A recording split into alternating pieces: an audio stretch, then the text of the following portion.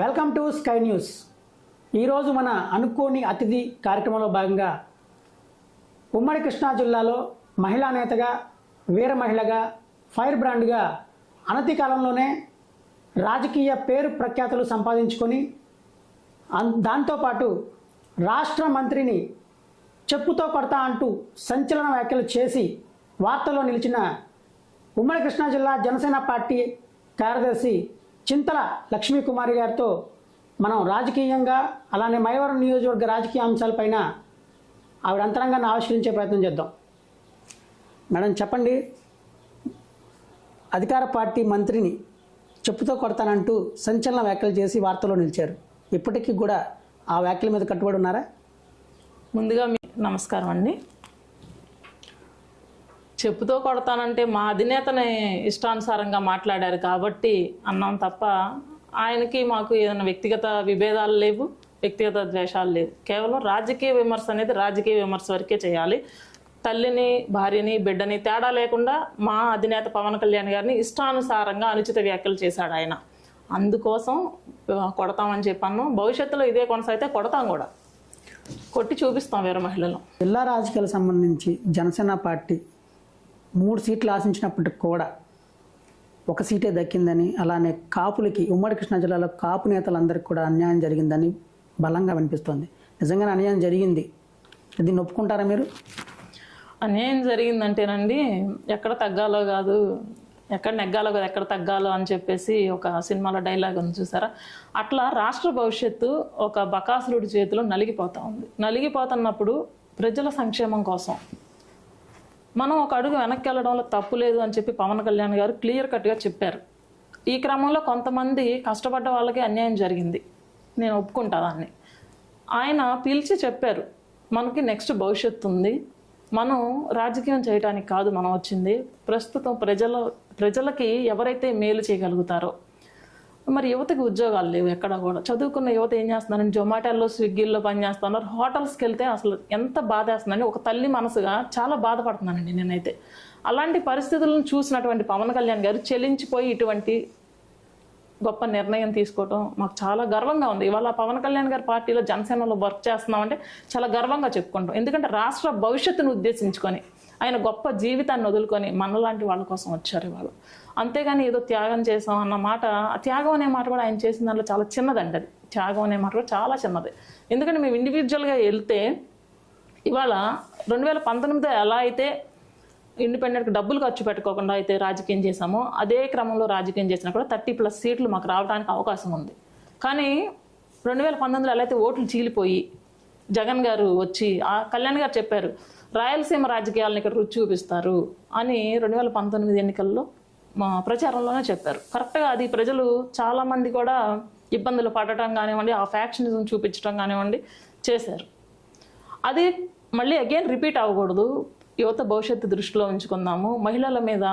మహిళల్ని కిడ్నాప్ చేయడం కానివ్వండి, పిల్లల మీద అత్యాచారాలు జరగటం కానివ్వండి, క్రైమ్ రేటు బాగా పెరిగిపోయింది రాష్ట్రంలో. దాన్ని కంట్రోల్ చేయాలనేటువంటి ఆలోచనతో ఇంత గొప్ప నిర్ణయాన్ని పవన్ కళ్యాణ్ గారు తీసుకున్నారు. అందరూ స్వాగతించారు కూడా. ఇక మీరు అన్నట్టు కాపు నేతలు అని చెప్పి అన్నారు చూసారా, ఆ ఉప్మా నేతల గురించి మేమేం పట్టించుకోమండి. ఎందుకంటే ఇవాళ పవన్ కళ్యాణ్ గారి గురించి, పెళ్లి గురించి అసందర్భ ప్రలాపనలు చాలామంది మాట్లాడారు. కానీ ఏ ఒక్క వ్యక్తి కూడా బయటకు వచ్చి ఆ స్త్రీమూర్తులందరికీ నేను పాదాభివందనం చేస్తా ఉన్నానండి, నాకు పవన్ కళ్యాణ్ అన్యాయం చేశాడని చెప్పి ఎవరు చెప్పలా. అలాంటి వ్యక్తి ఆయన. మరి సొంత కుటుంబంలో, జగన్ గారి కుటుంబంలో చెల్లేమో నా అన్న అవినీతి పరుడు ఓటేయొద్దంటది, నా అన్న హంతకుడు ఓటేయొద్దని ఓ చెల్లి చెప్తుంది. తల్లేమో వదిలిపెట్టి భయంతో ఈ ఎలక్షన్లో ఆమెను ఎక్కడ గొడ్డల పోటుకు గురి చేస్తారని భయంతో పారిపోయింది. నెక్స్ట్ మీరు అన్నట్టు కాపు నేతలు ఉన్నారు. మరి వాళ్ళ బిడ్డలు బయటకు వచ్చి పవన్ కళ్యాణ్ చాలా గొప్ప వ్యక్తి, నా తండ్రి మాటలు ఎవరు పట్టించుకోవద్దని సొంత బిడ్డ వచ్చి చెప్తుంది. మరి ఈయన మంచి వ్యక్తి కానప్పుడు ఈయన కుటుంబంలో వాళ్ళు వచ్చి చెప్తారు కదా, ఎవరో ఒకరు చెప్తారు కదా. ఇంతమంది మహిళలో మేము గౌరవంగా పనిచేస్తున్నామంటే ఆయన చాలా ఉన్నతమైన వ్యక్తి అండి. భగవంతుడు మానుష్య రూపేణ అంటారు కదా, అది పవన్ కళ్యాణ్ గారికి మాత్రమే చెల్లుతుందండి. పార్టీ భవిష్యత్ అని, అలానే రాష్ట్ర భవిష్యత్ అని చెప్పి దాని మాటున టీడీపీకి పార్టీని తాకట్టు పెట్టారని, అలానే ప్యాకేజీ తీసుకొని పార్టీని చంద్రబాబు కాళ్ళ దగ్గర పెట్టారని చెప్పి అంటే ప్యాకేజ్ తీసుకున్నారు అని మురిగే కుక్కలే కానీ నిరూపించిన వాళ్ళు ఇవాళ వరకు ఎవరు లేరండి. దమ్ముంటే, నేను జనసేన పార్టీ మహిళా నాయకురాలుగా నేను సవాల్ విసురుతున్నానండి, దమ్ముంటే ఎవడైనా నిరూపించండి. నిరూపించి ఇదిగో ఈ ప్యాకేజ్ తీసుకున్నారు పవన్ కళ్యాణ్ అని చెప్పి నిరూపించండి. లేని పక్షంలో మేము తీసుకునేటువంటి ఏ చర్యలకైనా సరే బైండ్ ఓవర్ అవుతారా? ఎవరు నిరూపించలేనటువంటి అసందర్భ వ్యాఖ్యలు చాలా మంది చేస్తారండి. ఎందుకంటే ఒక వ్యక్తిని ఎదుర్కోలేనప్పుడు ఏదో ఒకటి రూమర్ స్ప్రెడ్ చేస్తారు. ఆయనకి ఎలాంటి జీవితం అండి అయింది? ఆయన కాదు కదా, ఆయన తర్వాత తరాలు కూడా ఇంట్లో కూర్చొని తినేంతగా విలాసవంతమైన జీవితం పవన్ కళ్యాణ్ గారిది. అటువంటి వ్యక్తి మాలాంటి సామాన్యుల కోసం, బిడ్డల భవిష్యత్తు కోసం ఆలోచించి ఒక అడుగు ముందుకు వస్తే ఆయన ఎక్కడ ఎదుగుతాడో, రాజకీయంగా ఎదిగితే పవన్ కళ్యాణ్ అనేటువంటి గొంతు పబ్లిక్లో వినపడితే మనం ఇబ్బంది పడతాం, రాజకీయంగా మనకు భవిష్యత్తు ఉండదు అనేటువంటి ఆలోచించుకునేటువంటి కొంతమంది కునీతి పరులు ఇలాంటి చర్యలకు పాల్పడుతున్నారు తప్ప పవన్ కళ్యాణ్ అనేవాడు దేవుడు అంతే, ఇంకా నో మోర్ డైలాగ్స్, దేవుడు. అంటే రాష్ట్రంలో చాలామంది నాయకులు పవన్ కళ్యాణ్ తిడుతూ ఉన్నారు, ఆయన ప్యాకేజ్ స్టార్ అంటానే ఉన్నారు, విమర్శిస్తూనే ఉన్నారు, ఆరోపణలు చేస్తూనే ఉన్నారు, 3 పెళ్ళి అని చెప్పి అంటానే ఉన్నారు. కానీ మీరు ముఖ్యంగా మంత్రి జోగి రమేష్ని ఎందుకు టార్గెట్ చేశారు? మంత్రి జోగి రమేష్ అనేవాడు ఇష్టానుసారంగా తల్లి బిడ్డ తేడా లేకుండా ఎక్కడ స్త్రీలు గౌరవించబడతారో మన హైందవ సంస్కృతి ప్రకారం అక్కడ దేవతలు ఉంటారంటారు.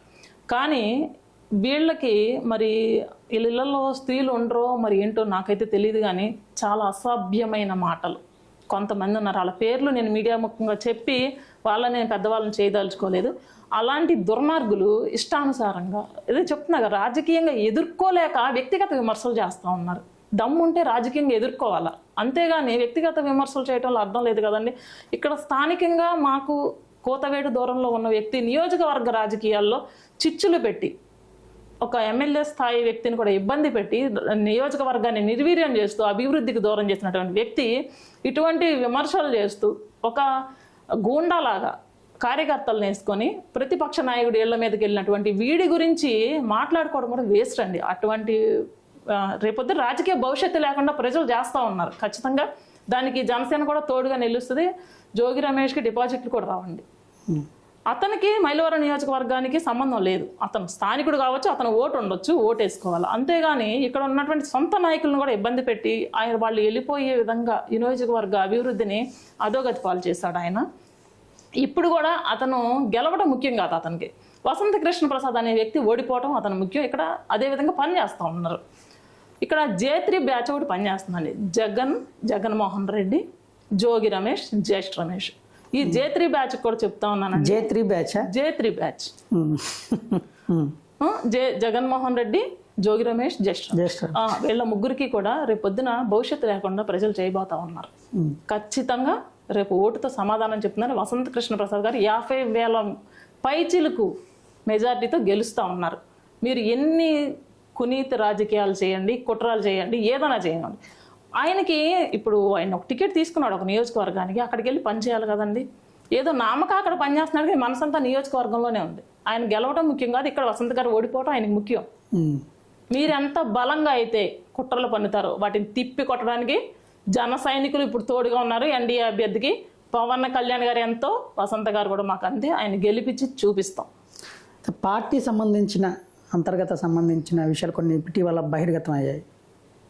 మైలవరం నియోజకవర్గం కానీ చుట్టుపక్కల నియోజకవర్గాలు కానీ జనసేన పార్టీలో కాపులకి మాత్రమే ప్రాధాన్యత ఉందని, ఇతర కులాలకు ప్రాధాన్యత లేదని, అణచివేత ధోరణి అవలంబిస్తున్నారని ఇటీవల మైలవరం నియోజకవర్గం సంబంధించి కూడా వార్తలు వచ్చాయి. దీనిపైన మీ సమాధానం?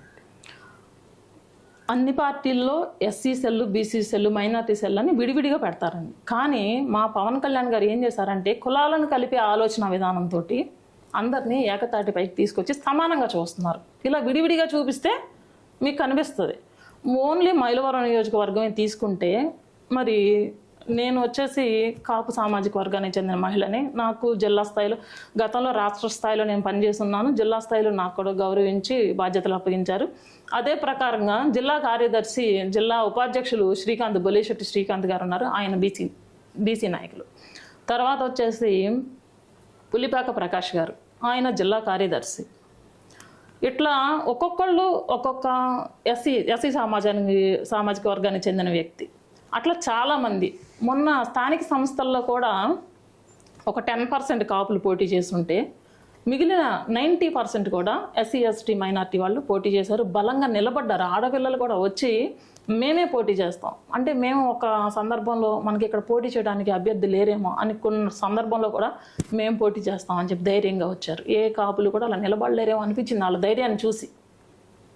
మరి అట్లాంటప్పుడు ఎలా కాపులు పార్టీ అని అంటారు చెప్పండి? నేను రెల్లి కులం తీసుకున్నాను అని చెప్పి పవన్ కళ్యాణ్ గారే బహిర్గతంగా చెప్పారు. సొంత కుటుంబం వాళ్ళు నన్ను అర్థం చేసుకోలేదు, నేను రెల్లి కులానికి నేను అండగా నిలబడ్డానని చెప్పేసి ఆయన చెప్తే, చేనేతకి బ్రాండ్ అంబాసిడర్గా ఉంటే చేనేత కాపు కులం కాదు కదండి, రెల్లి కులం కాపు కులం కాదు కదా, ఎస్సీ సెల్లు బీసీ సెల్లు ఇలా పెట్టుకొని విభజించి చూపిస్తేనే ఆఖరికి అన్నం పెట్టే రైతులను కూడా ఎస్సీ ఎస్టీ బీసీలుగా విభజించి పరిపాలన చేస్తూ ఉన్నారు వాళ్ళు. కానీ పవన్ కళ్యాణ్ గారు ఇంతకుముందు పూర్వం రోజుల్లో సాగపంతి భోజనాలు జరిగాయి, ఆ రకంగా ఒకే విధంగా ఉండాలి, ప్రజలంతా ఒకటే అని చెప్పి చూపిస్తే కాపులు అని చెప్పాలి. ఈ విభేదాలు పార్టీ సంబంధించిన విభేదాలు కదండి, అంటే అంతర్గతంగా మైలవరం నియోజకవర్గ నాయకత్వం సంబంధించి ఆ నాయకత్వం ఎవరైతే ఉన్నారో ఆ నాయకత్వం కాపులకు మాత్రమే ప్రాధాన్యత ఇస్తున్నారనేది వాదన. అలా ఏం లేదండి, అందరూ సమానమే. మన అక్కల గాంధీ గారు ఇక్కడ స్థానికంగా గతంలో పోటీ చేశారు, ఆయనే భుజాన్ని వేసుకుని 5 సంవత్సరాలు కూడా పార్టీని నడపడం కూడా జరిగింది. ఆయనతో కలిసి మేము చాలా స్వేచ్ఛగా వర్క్ చేస్తున్నాం. ఎందుకంటే ఒక కుటుంబం, మాకు పార్టీ కాదు ఇది, ఒక కుటుంబాన్ని ఇచ్చారు పవన్ కళ్యాణ్ గారు. ఆడపిల్లలను కూడా బయటికి వెళ్తున్నామంటే మా అన్నదమ్ములు మాకు తోడున్నారు అనేటువంటిది ఒక ధైర్యం. అట్లాగే ఆయన కూడా మమ్మల్ని రిసీవ్ చేసుకుంటే, నేను ఒక ఎమ్మెల్యే అభ్యర్థినో లేకపోతే అహంకారపూరితంగా ఆయన ఉండరు, ఒక సోదరుడిలాగే మాతో కలిసి ఉంటారు. అదంతా రూమర్స్ అండి, అంతే. ఓకే, మీరు ఇప్పుడు ప్రజెంట్ కూటమి అభ్యర్థి వసంత కృష్ణ ప్రసాద్ ఎన్నికల ప్రచారంలో స్పీడ్గా ఉన్నారు. ఆయన సతీమణి శిరీష గారితో కూడా మీరు ప్రచారం చేస్తున్నారు. ప్రజల నుంచి వసంత మీద ఎలాంటి వాళ్ళు ఏ విధంగా ఏమైనా అభ్యంతరాలను వ్యక్తం చేస్తున్నారా, లేకపోతే ఆయన మీద ఏమైనా ఆరోపణలు చేస్తున్నారా, ఎలా స్వాగతిస్తున్నారు ప్రజలను ఆయన? ఆరోపణలు అంటే ఏం లేవండి, కానీ సమస్యలు అయితే చెప్తున్నారు. పొల్యూషన్ సమస్య ఒకటి, తర్వాత డ్రైనేజీలని, రోడ్లని, స్థానికంగా ఉన్న సమస్యలను అయితే ప్రజలు అడుగుతున్నారు. మేము కూడా సమాధానం చెప్తున్నాం. గతంలో మరి నిధులు విడుదల కాలేదు, సొంత డబ్బులు పెట్టే మీకు కావాల్సిన వరకు కొంతవరకు చేసుకుంటూ వచ్చారు. నెక్స్ట్ ఆ పరిస్థితి అయితే రాదు. పూర్తి స్థాయిలో కాదండి, మీరు అనుకున్న స్థాయి కన్నా ఎక్కువ నియోజకవర్గాన్ని అభివృద్ధి పథంలో నడిపిస్తారని చెప్పేసి మేము కూడా ప్రజలకు చెప్పడం జరుగుతుంది. వాళ్ళు కూడా పెద్ద ఎత్తున స్వాగతిస్తున్నారండి. రేపొద్దున వసంత కృష్ణ ప్రసాద్ గారు ఇక్కడ గెలుస్తున్నారు. మామూలుగా ఎన్నికల ప్రచారం సంబంధించి ఎన్నికల ప్రచారంలో ఎవరైతే జనసేన నాయకులు పాల్గొంటున్నారో వాళ్ళ నోటి నుంచి వచ్చిన ఒక వార్త, ఎమ్మెల్యే వసంత వెంకటకృష్ణ ప్రసాద్ను జనం నిలదీస్తున్నారని, ఆ నిలదీసే టైంలో తలదించుకుంటున్నారని, చిన్న 10 రూపాయల నోట్లు ఏవైతే ఉన్నాయో అవి ఎక్కడా ఏవి అని చెప్పి అడుగుతున్నారని, కొన్ని సమస్యలపైన ఆయన సమాధానం చెప్పలేక తలదించుకుంటున్నారని మీ జనసేన పార్టీ నాయకులు కొందరు బయటికి చెప్తున్న పరిస్థితి. దీని మీద మీకు ఇలాంటి ఏమన్నా ఎదురయ్యాయా? మాకేం ఎదురవ్వలేదండి. మరి జనసేన పార్టీ నాయకులు అంటే ఒకవేళ పార్టీ పేరు చెప్పుకొని ఎవరైనా చెప్పారేమో, కానీ జనసేన వాళ్ళైతే అలాంటి ప్రలోభాలు సృష్టించరు. తర్వాత ఆయన మీద వ్యతిరేకత అయితే ఎక్కడా లేదండి. ప్రజల్లో కూడా వ్యతిరేకతలు అయితే స్వాగతిస్తున్నారు, ప్రజలు స్వాగతిస్తున్నారు. నియోజకవర్గ అభివృద్ధి వసంత గారితో సాధ్యపడుతుంది అని బలంగా నమ్ముతున్నారు. సమస్యలు అంటే ఏ పార్టీలో అయినా సరే ఎవరు గ్రామాల్లోకి వెళ్ళినప్పటికీ వాళ్ళ సొంతగా స్థానికంగా ఉన్న సమస్యలు చెప్పడం సహజం, తలంచుకోవడం అనేది లేదండి. ఆయన నేను చేయలేకపోయాను ఇప్పుడు చేస్తానని బలంగా చెప్పడం కూడా జరుగుతుంది. ఇవన్నీ ఆరోపణలు అంతే. పార్టీ సంబంధించి కూటమి పార్టీలు ఏవైతే ఉన్నాయో బీజేపీ కానీ జనసేన కానీ మీకు ప్యాకేజీలు అందాయని, ప్యాకేజీ అందడం వల్లే వీళ్ళందరూ కూడా కలిసి పనిచేస్తున్నారని చెప్పి అదొక వాదన ఉంది. నిజంగా ప్యాకేజీ ఏమైనా అందిందా? మీకు ఏమైనా అందిందా ప్యాకేజీ? నేను వచ్చి 10 సంవత్సరాల నుండి పార్టీకి వర్క్ చేస్తున్నానండి. పవన్ కళ్యాణ్ గారు తల్లి తండ్రి గురువు అంటారు కదా, అటువంటి తల్లిదండ్రులు నేర్పిన సంస్కారం కానీ, గురువుగా పవన్ కళ్యాణ్ గారు నేర్పిన సంస్కారం కానీ మాకు అది కాదండి. స్వచ్ఛందంగా ప్రజల కోసం వచ్చాం, మేము ప్రజల పక్షాన నిలబడటానికి వచ్చాం. ప్రతి ఒక్కరు కూడా మధ్యతరగతి వ్యక్తులండి, అంతే తప్ప ఏదో ఆశించి దోచుకోవడానికి వచ్చే వాళ్ళైతే ఈ 10 సంవత్సరాలు పవన్ కళ్యాణ్ గారితో ప్రయాణం చేయరు. ఎన్డీఏ కూటమిలో భాగంగా ఒక 21 సీట్లే తీసుకొని మిగిలినవన్నీ వాళ్ళకి ఇచ్చేసినప్పుడు వ్యతిరేకించి పక్క పార్టీలకు వెళ్ళిపోతారు. ఏది దోచుకునే ఆలోచనలతోటి ఏదో ప్యాకేజీల కోసం వస్తే ఎవ్వరు కూడా అలాంటి పనులు చేయలేదండి. అలా వచ్చిన వాళ్ళు అలా వెళ్ళిపోయారు. కానీ బలంగా ఎన్డీఏ అభ్యర్థులను గెలిపించాలి. ఎవరైతే పవన్ కళ్యాణ్ గారు చూపిస్తారో ఎన్డీఏ అభ్యర్థి వాళ్లే పవన్ కళ్యాణ్ అనేటువంటి దృష్టితో బలంగా మేము పనిచేస్తున్నాము. రేపు రాబోయే రోజుల్లో కూడా చేస్తాం, ప్రజల పక్షాన్ని నిలబడతాం. అంతే తప్ప ప్యాకేజ్ గీకేజ్ అన్న వాళ్ళని పళ్ళు రాలగొట్టేస్తామండి. ఖచ్చితంగా చెప్తున్నాను. నిరూపించి, సాక్ష్యాలతో నిరూపించి మాట్లాడండి. అంతేగాని ఎవరు బయటపడితే వాళ్ళ మీద బురద వేసేస్తామంటే మాత్రం అసలు ఒప్పుకునే సమస్య లేదు. ఈ 10 సంవత్సరాలు జనసేన ఏ రకంగా అయితే పనిచేస్తామో రేపు రాబోయే రోజుల్లో కూడా అట్లాగే పనిచేస్తాము. మేము గెలిపించేటువంటి అభ్యర్థులు గనక పని చేయకపోయినా సరే ఇట్లాగే నిలదీస్తాం. ఓకే, మళ్ళీ వసంతకృష్ణ ప్రసాద్ అదే పనిగా మళ్ళీ ఏమన్నా వైఫల్యాలు ఏమన్నా ఉంటే కనుక మీరు ఎత్తి చూపే ప్రయత్నం చేస్తారు? ఖచ్చితంగా అండి. పని చేయకపోతే వైఫల్యాలు కాదు, ఆయన అభివృద్ధి చేయాలి. ఖచ్చితంగా నియోజకవర్గాన్ని అభివృద్ధి చేయాలి. ఏ ఎమ్మెల్యే అభ్యర్థి అయినా సరే నియోజకవర్గాన్ని అభివృద్ధి చేయాలి. దానికోసం మేము పోరాటం చేస్తాం. చేయలేని పక్షంలో పోరాటం చేయడానికి కూడా మేము రెడీగానే ఉంటాము.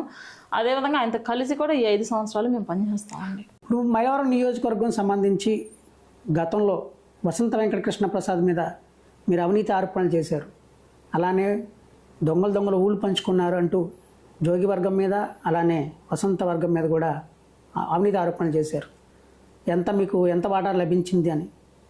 ఇప్పుడు నిజంగానే ఆయనకి లభించింది అని అంటారా ఇప్పుడున్న పరిస్థితుల్లో? ఎన్డీఏ అభ్యర్థిగా మాకు వసంత కృష్ణ ప్రసాద్ గారు రావటం, మైలవరం నియోజకవర్గం నుండి పోటీ చేయడం కూడా జరుగుతుంది. నేను అవినీతి ఆరోపణలు అంటే ఆయన దోచుకున్నాడని చెప్పేసి అవినీతి ఆరోపణలు గతంలో చేయలేదండి. కావాలంటే మీరు వీడియోస్ కూడా రీప్లే చేసుకోవచ్చు. నేనేమన్నానంటే ఆయన కలెక్టర్ దగ్గరికి వెళ్ళాను, నేను ఇక్కడ వర్క్ చేయలేకపోతున్నాను, 11 మంది అభ్యర్థులు వైసీపీ వాళ్ళే నన్ను ఇబ్బంది పెడుతున్నారు, అంటే నా సొంత పార్టీ వాళ్ళు ఇబ్బంది పెడుతున్నారు అని చెప్పి ఆయన మాట్లాడినప్పుడు మీరు బలంగా ఎందుకు ప్రశ్నించలేకపోతున్నారు, మీకేమన్నా అందులో వాటాలు ఉన్నాయా అని చెప్పి నేను ప్రశ్నించడం కూడా జరిగింది. కొన్ని మైనింగ్ కానివ్వండి, అలాగే బూడిద దోపిడీ కానివ్వండి, ఇష్టానుసారంగా జరుగుతుంది. ప్రజలు దానివల్ల ఇబ్బంది పడుతున్నారు. ఆ క్రమంలో ప్రశ్నించడం కూడా జరిగింది. ఎవరు తప్పు చేసినా సరే, అది ఏ పార్టీ వాళ్ళని కాదండి, ఎవరు తప్పు చేసినా మేము ఖచ్చితంగా నిలదీస్తాం, ప్రజల పక్షాన్ని నిలబడతాం. అదేవిధంగా ఆ క్రమంలోనే నేను పని చేయలేకపోతున్నాను, నన్ను పని చేయనీయకుండా ఇబ్బంది పెడుతున్నారు అని చెప్పి ఆయన బాధపడినప్పుడు మంచి వ్యక్తిగా మంచి వ్యక్తి, మేము కూడా కలిసి పనిచేస్తున్నాం, చూస్తున్నాము, గతంలో కూడా చూసాం. నేను చూసినప్పుడు అలాంటి వ్యాఖ్యలు చేస్తున్నటువంటి సందర్భంలో మీరు ఎమ్మెల్యే కదా, ఇక్కడ స్థానిక ఎమ్మెల్యే మీరైనప్పుడు మీరు వేరే వాళ్ళకి మీరెందుకు భయపడతా ఉన్నారు అని చెప్పి నేను ప్రశ్నించడం కూడా జరిగిందండి. అంటే గతంలో గత 5 సంవత్సరాలుగా మైలవరం నియోజకవర్గ అభివృద్ధి ఎక్కడా కూడా జరగలేదని, ప్రభుత్వం తనకు సహకరించలేదని చెప్తూ వచ్చారు. అలాగే అవినీతి కూడా జరిగిందంటూ పెద్ద ఎత్తున ఆరోపణలు వినిపించిన నేపథ్యంలో అసలు ఆయన అవినీతి పరుడు అంటారా కాదంటారా? అవినీతి ఆయన చేయలేదండి. ఆయన్ని అడ్డం పెట్టుకొని సొంత పార్టీ వాళ్ళు కొంతమంది 11 మంది 8 మంది చెప్పారు. ఆ పేర్లు కూడా బహిర్గతం చేయాలని చెప్పేసి మేము ఛాలెంజ్ కూడా చేయడం జరిగింది. ఆయన్ని ఇబ్బంది పెట్టి సొంత పార్టీ వాళ్ళే, అది జోగి రమేష్ గారి మంత్రి హవా నడవచ్చు, లేదా జక్కంపూడి వాళ్ళ హవా నడవచ్చు, అటు రాయలసీమ వాళ్ళ హవా నడవచ్చు. ఇక్కడైతే బలంగా మైనింగ్ అనేది చేశారండి. ఇక్కడ చూసినా సరే కొండలతో వేటింగ్ కానివ్వండి, బూడిద దోపిడీ కానివ్వండి, ఇష్టానుసారంగా నడుపుతున్నారు కూడా ఇప్పటికి కూడా. గతంలో ఎప్పుడు మనం బూడిద ర్యాంపులు చూసామండి, కానీ ఇవాళ ఎక్కడికక్కడ బూడిద ర్యాంపులు. అది మరి అంత అడ్డగోలుగా బూడిద మీద తిని బకాసురులా బతుకుతా ఉంటే ఆయన మాత్రం ఏమి చేయలేక, సొంత పార్టీలో ఉండి ఏమి చేయలేని పరిస్థితుల్లో బయటికి రావడం కూడా జరిగింది. ఆయన నా వల్ల కాదు ఈ పార్టీ, నేను ఇలాంటి అవినీతి పరులతో కలిసి నేను ప్రయాణం చేయలేను అని చెప్పేసి ఆయన బయటికి రావడం జరిగింది. ఇక రాబోయే రోజుల్లో అలాంటివి జరగకుండా చర్యలు తీసుకుంటామని చెప్పేసి ఆయన బలంగా చెప్తా ఉన్నారు ఈరోజు. గత 5 సంవత్సరాలు ఎప్పుడైతే వైఎస్ఆర్సీపీ అధికారంలోకి వచ్చిందో అప్పటి నుండి కూడా గ్రావెల్ తవ్వకాలు జరుగుతున్నాయి, బూడిద తవ్వకాలు జరుగుతున్నాయి, ఇసుక తవ్వకాలు జరుగుతున్నాయి. అయితే 5 ఏళ్లుగా ఎప్పుడు కూడా మాట్లాడిన వ్యక్తి లాస్ట్ మినిట్లో 1 సంవత్సరం ఉండగా ఆయన ఇలా బయటకు వచ్చి ఇలాగా జరుగుతుంది అని చెప్పడంలో ఆంతర్యం ఏమిటంటారు? జరుగుతుంది అంటే ఆయన అంతర్మదనం పడతా ఉన్నారండి. ఒక జగన్మోహన్ రెడ్డి గారు హవాలో ఆయన గెలిచారు. మరి తల్లి పాలు తాగి రొమ్ము గుద్దడం అనేది కరెక్ట్ కాదు. కాబట్టి ఆయన అక్కడికి ఎమ్మెల్యే నిధులు విడుదల చేయకపోతుంటే నియోజకవర్గ అభివృద్ధి కోసం ఎంపీ నిధులు తెచ్చుకొని ఆయన సొంత డబ్బులు ఖర్చు పెట్టి నియోజకవర్గంలో చేతనైన వరకు సాయం చేస్తూ వచ్చారు. ఇప్పటికి కూడా నేను చాలామంది ఎమ్మెల్యేలను చూశానండి. ఒక కార్యకర్తలకు అందుబాటులో ఉన్నటువంటి వ్యక్తి వసంత కృష్ణ ప్రసాద్ గారు. అర్ధరాత్రి వెళ్ళినా సరే, అన్న నాకు ఈ సాయం కావాలి అంటే వాళ్ళకి అందుబాటులోకి వచ్చి హెల్ప్ చేస్తున్న వ్యక్తి వసంత కృష్ణప్రసాద్ గారు. ఆయన వ్యక్తిగా పవన్ కళ్యాణ్ గారిని ఎలా అయితే అభిమానిస్తామో మేము, ఇక్కడ ఆయనకు కూడా అలాంటి మంచి పేరే ఉంది నియోజకవర్గంలో, చెడ్డ పేరు అయితే లేదండి. ఇదంతా కూడా చుట్టూ ఉన్నటువంటి వైసీపీ ఏదైతే అవినీతి పరులు ఉన్నారో వాళ్ళ వల్ల అవినీతి మచ్చ అనేది ఈయన కూడా మొయ్యాల్సి వచ్చింది. అది రాబోయే రోజుల్లో జరగకుండా చూసుకుంటాం ఖచ్చితంగా. అది ఆయన తరపు నుండి, జనసేన పార్టీ నుండి మేము కూడా మాటిస్తా ఉన్నాం. ప్రజలకు మేలు జరిగే విధంగానే ఉంటుంది తప్ప ఇలాంటి ఏమి జరగవు. ఇంకా ఎన్డీఏ అభ్యర్థిని బలపరిచింది జనసేన, బీజేపీ, టీడీపీ బలపరిచినటువంటి అభ్యర్థికి కేటాయించబడిన గుర్తు సైకిల్ అండి. సైకిల్ గుర్తు మీదే మీ యొక్క ఎంపీ ఓటు కానీ ఎమ్మెల్యే ఓటు కానీ వేసి అఖండ మెజార్టీ తోటి, నేనైతే 50,000 ఎక్స్పెక్ట్ చేస్తున్నాను, అంతకు మించి మెజార్టీతో గెలిపించాలని చెప్పేసి ప్రతి ఒక్కరిని కోరుకుంటా ఉన్నాను.